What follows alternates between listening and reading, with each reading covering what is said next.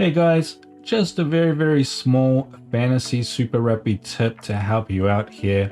It's about this Limitless booster that we get to use once during the season.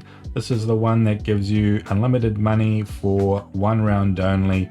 Typically you just use this whenever there's a lot of expensive players that you want to pick up in one round. You feel like a lot of them are going to do good. You can't afford them all. You can just hit this booster, grab them all, and don't be afraid to use it. But I was reading the rules about this booster, and under the variable player pricing section in the rules, it says when you play the Limitless booster, your team will be rolled back to its original state prior to the booster being played, meaning that any player price changes are based on the original team rather than the Limitless selections.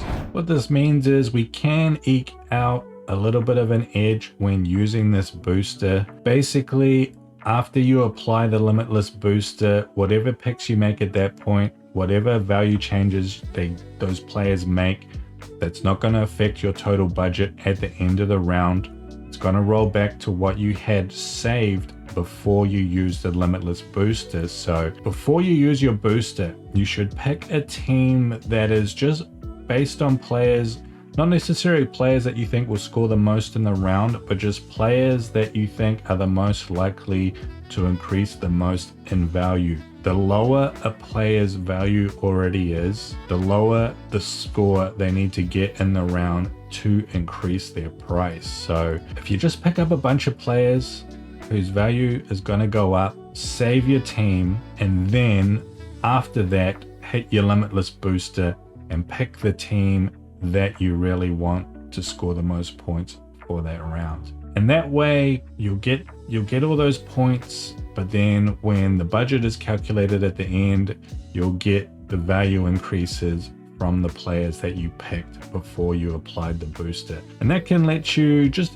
earn a little bit more money for that round. When you're choosing when to use the booster, you might want to use it a little bit earlier rather than later, like, in round 3 or 4 or something like that, because as the season goes on and we see what form players are in, they're just going to find their value, right? Like early in the season, we can already see there's a lot of players that have sort of gone up 0.5 million, which is the maximum. There's also a lot of players which have gone down 0.5 million as well. Like these values do shift up and down a lot, but as the season goes on, players will settle on what they're really worth, and you'll see less movement in the player values. There'll be less opportunity to earn money from picking undervalued players. So yeah, using that booster a little bit earlier rather than later, and just picking an undervalued set of players before you do that,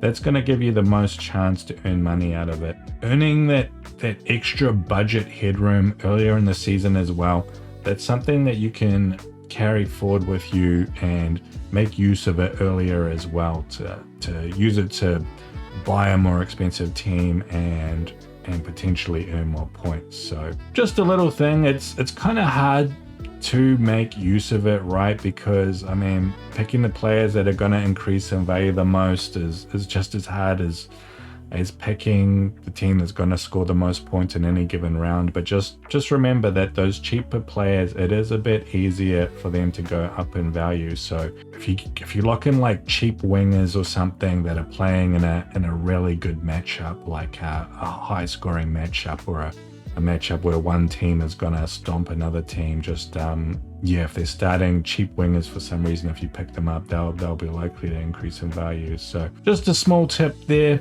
up to you to think about how you want to make use of it. Just thought I'd share that all with you. Anyway, I'll catch you all at the end of the week.